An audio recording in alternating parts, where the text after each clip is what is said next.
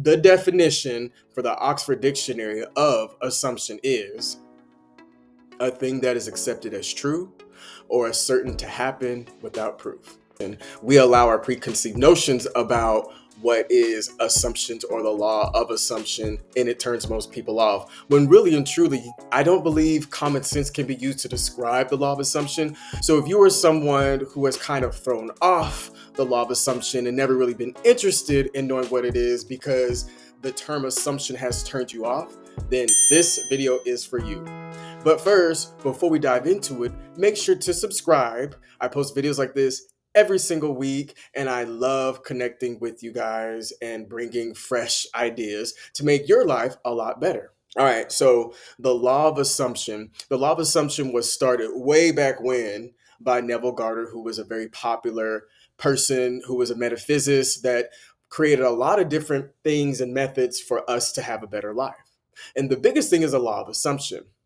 So the law of assumption is assuming a future state and allowing things to work out from there. Now, I know a lot of people that do not like assumptions or do not like the idea of assumptions, and I could understand.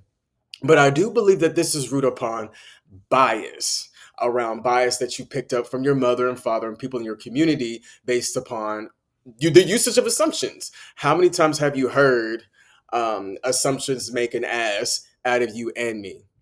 Okay, well, let me just do a quick turn on what is assumption by definition. The definition for the Oxford Dictionary of assumption is a thing that is accepted as true or as certain to happen without proof. That doesn't sound too bad. Especially if you have assumptions that are proper, if you have assumptions that are great, then that would be good. So the whole point of the law of assumption, again, is to assume a state mentally, and then you do the work, and then your brain, your subconscious brain, which is so much smarter than you, will know what to do and will guide you what to do, where to go, how to do it. It's called inspired action, and I think it's great. So what's the big deal about the law of assumption? Well, the law of assumption is really hard to do because to really truly step into a state of being and assuming and really taking on the identity of an alter is really hard because according to Neville Goddard, you do have to be emotionally involved. You do have to believe it. It's not enough to just say and to just act it out. There's a part of you that you really have to trick your subconscious mind so that it could go about the business of finding supportive action to make whatever manifestation you have assumed to come true. And that's really hard to do, and not a lot of people can do it successfully because you do have to believe it. You do have to tie in the emotions because the emotions are the things what's going to get your brain going and to get your brain going to the right direction as in terms of really believing. It scales the line of being delusional and really assumptive from a metaphysical perspective. There's a thin line, and a lot of people outside of the metaphysics just it's a little weird. I think people think it's two steps past the law of attraction, where I know people are starting to understand the law of attraction and to be open to it. The law of assumption is growing in popularity, but it's also hard for people that are new to metaphysics to really wrap their mind around the assumption and to do the brain work to get out of your current circumstances and how it makes you feel to assume the state that you would need to. All right, now here's a story that I'm going to share with you that deals with the law of assumption. Way back in the day, up until very recently, when I would go to events, I would be scared and it would show I don't know where to go. I don't know who to talk to. I don't know where my seating is. Don't know the culture. Don't know the rules. Don't know a lot of things. And it showed. I had a friend, a colleague, a former coworker that I went to an event with. And she told me before we went to the event, she said, if you act like you don't know what you're doing, then that's what people are going to believe because that's what they're seeing. And they don't have a choice but to energetically, whether they realize it or not, to treat you accordingly. So the next time I went to an event, I went with her and she was kissing babies. She was making connections. She really assumed that she knew the state of that. She knew what she was doing and she knew who to talk to when really and truly she was just, kind of faking it. So it's that idea of really taking that state and really making it happen. So the last event that I went to, I wasn't with her, but I took that same principle and I sat up a little straighter and I assumed and I took on the kind of the state that that friend had. So whenever I entered into the room, I had in my mind where I was going to sit, and that was where I was supposed to sit. And I actually remember I sat at a table where they did not want me to sit because it was taken. But since I sat there and kind of owned it, one of the persons that was already at the table kind of told them, "No, it's okay. He's good here." For whatever reason. But if I just sat there like I wasn't supposed to, then there would be a part of them that would think that I wasn't supposed to be there. You see how that works? I assumed that I belonged there. And I assumed the state of where to sit. I assumed the state of confidence. And I assumed the state of exceptionalness. And then so those things followed me. So here's how to do it. Here's how to get into the state of a law of assumption. The law of assumption, you would want to go to a quiet place like we almost always do in our manifesting exercises, but you will go to a quiet place and then you would really visualize the thing that you want to be. Visualize the thing that you want to become and where you want to go in life. Or maybe even just something, a small ask or a small wish that's a little bit out of your reach just to build up momentum. So let's just say for you, you want to go to an event and you want to be the star and you want to be welcomed and you want to be invited to everywhere as a subsequent of that. So then you would say, what does a person that walks into a room look like? What do they act like? What do they behave like? What do they do? What are they talking about? How do they carry themselves and what type of language do they use? So think about someone that you already know, and then you would take aspects of that person. So the next time you go to a meeting, you would assume the state of certainty because you know where you're going to sit.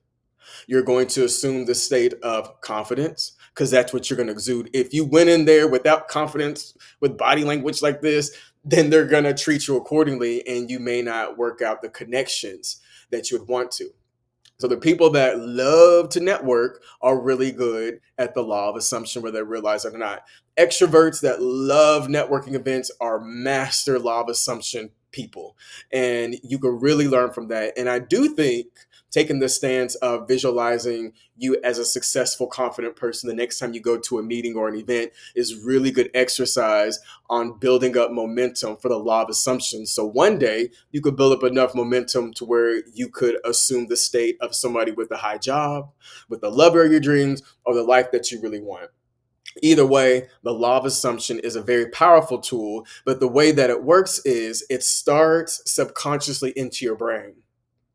And then your brain, again, conspires ways to make that possible. And then how your subconscious brain communicates with you is through intuitive nudges. So if you feel an intuitive nudge from your inner self, then that is your subconscious saying, hey, this was a part of that idea that you gave to us that we figured how to work it out. So then you act out based upon those intuitive nudges and your knowing.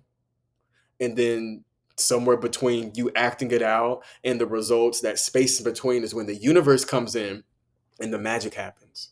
And then you will find as you get better, the universe will respond in between that space of you taking the act of acting it out and assuming. And again, assumptions are a thing that is accepted as true or certain to happen without proof. And that's not a bad thing. The term assumption is neither good nor bad. However, your preconceived notions of it would make it either good or bad.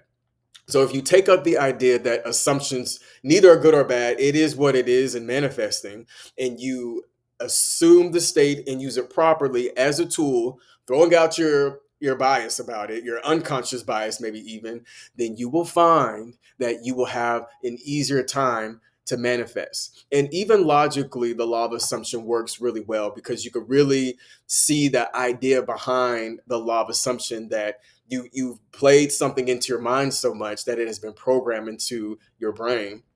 And then your brain is a lot smarter than you. Again, you use 10% of your brain, but when you entreat your subconscious mind and ask your brain and really just kind of meditate and let it go and meditate and let it go, it's entreating. And when you sleep, it brings you the answers, and through intuitive nudges and signs and symbols, it speaks to you. That's the main way your subconscious in the universe speaks to you, is not through, audible language, it's through these subtle signs. So the law of assumption is a very powerful tool, and is a tool I have used for many, many years. And if I have a challenge and something that I don't think I could do, or something that's out of my reach, and attracting through the law of attracting doesn't really seem like a good method, because there's a time to attract, there's a time to assume, then I'm able to switch over easier to assume things and to assume the state. And in terms of the assumptions, I would be able to walk straight to the attraction or the things that I want to manifest, because I'm assuming it. And since I assume it, the universe is going to assume it. And then, so therefore, over time, start bringing those things to you. Now, do not be caught up in the fact that it may not happen overnight. And the reason why it doesn't happen overnight, because most things take time. You have to build momentum. And what we're living in today is the consequences of what we done yesterday. So sometimes we have to work out our pre-program of the things that we done previously, because the life that we're living in today is based upon the consequences and choices of what we did yesterday. So that same logic of having to flesh out things that we've done may have to happen, and it'll probably take a while for that to really come to fruition.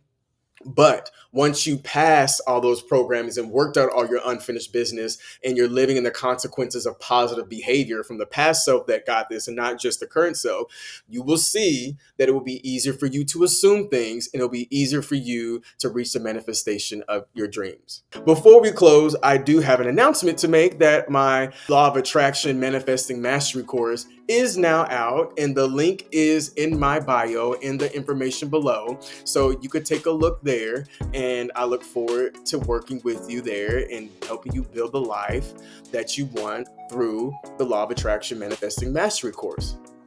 So that is it for today. I really enjoyed you again, and I can't wait to see you soon. And happy manifesting, and shift happens.